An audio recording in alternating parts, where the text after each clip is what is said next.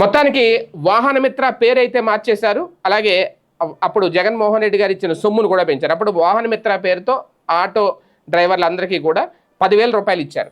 ఇప్పుడు దాన్ని వాహనమిత్రాన్ని ఆటో మిత్రగా పేరు మార్చారు. ఆ 10,000ని 15,000గా పెంచారు. రేపు దసరా నుంచి దీన్ని అందుబాటులో తీసుకొస్తున్నారు.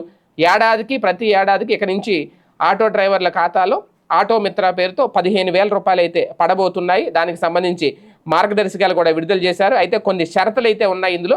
ఆ షరతులు ఏంటి అనేది ప్రభుత్వం ప్రకటించింది. చాలా కీలకంగా దీన్ని గమనించాలి. ఆ మార్గదర్శకాలు ఏంటంటే ఎవరు అర్హులు ఈ ఆటో మిత్ర అనే పథకానికి. వాహన మిత్ర అనేది పక్క వెళ్ళిపోయింది, ఇక ఆటో మిత్ర. అమ్మఒడి తల్లికి వందనం ఎలా అయిందో ఇప్పుడు వాహన మిత్ర ఆటో మిత్ర అయింది.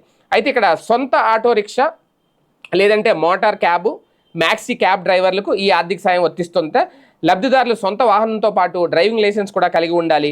లబ్ధిదారులు తన వాహనానికి ఏపీ రిజిస్ట్రేషన్, అలాగే ఫిట్నెస్, ట్యాక్స్ చెల్లింపు ఇవన్నీ క్లియర్గా డాక్యుమెంట్స్ ఉండాలి. సరుకు రవాణా వాహనాలకి ఈ పథకాన్ని అయితే వర్తించరు. అంటే ఓన్లీ ప్యాసింజర్స్ ఆటోకి మాత్రమే వర్తిస్తారు.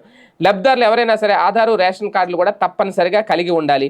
కుటుంబంలో ఒక వాహనదారుడికి మాత్రమే ఈ పథకం లభిస్తుంది. కుటుంబంలో అన్నదమ్ములు ఇద్దరు ఆటోలు నడుపుకుంటే వాళ్ళలో ఒకరికే వస్తుంది, లేదంటే వేరే ఎవరైనా సరే.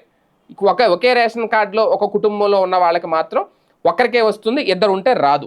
లబ్ధిదారుల ఎంపిక అలాగే పథకం అమలు కోసం రవాణా శాఖ పనిచేస్తుంది. గ్రామ వార్డు సచివాలయాలు కూడా పనిచేస్తున్నాయి. ఈ నెల 17 నుంచి 19 వరకు ఆన్లైన్లో దరఖాస్తులు చేసుకోవాలి.